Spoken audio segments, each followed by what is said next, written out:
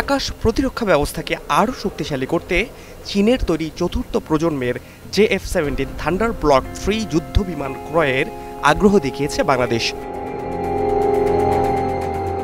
সম্প্রতি পাক ভারত উত্তেজনায় দেখা দিয়েছে অত্যাধুনিক সব সমরাস্ত্রের শক্তি প্রদর্শনের লড়াই। 4.5 জেনারেশনের ডগ ফাইট থেকে শুরু করে হাইপারসনিক ক্ষেপণাস্ত্র নিক্ষেপ চলছে পরস্পর স্থাপনা লক্ষ্য করে।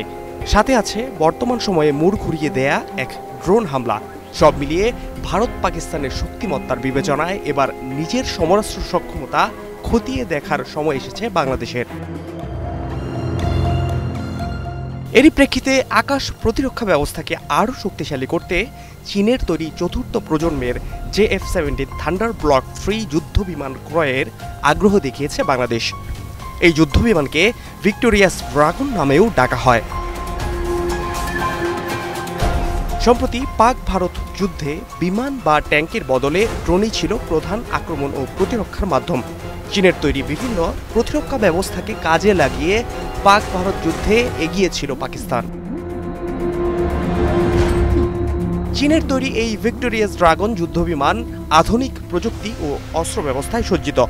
এটি অনেকটাই যুক্তরাষ্ট্রের F-16 যুদ্ধবিমানের মতো, তবে খরচে অনেক কম। পাকিস্তান ইতোমধ্যে এই বিমান ব্যবহার করে ভারতের আধুনিক রাফাল যুদ্ধবিমানের বিরুদ্ধে দৃশ্যমান সাফল্য পেয়েছে।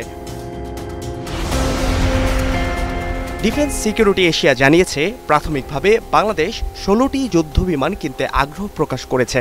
বাংলাদেশ এখন আধুনিক যুদ্ধবিমান ও হেলিকপ্টার কেনার ব্যাপারে সরাসরি সিদ্ধান্ত নিয়েছে।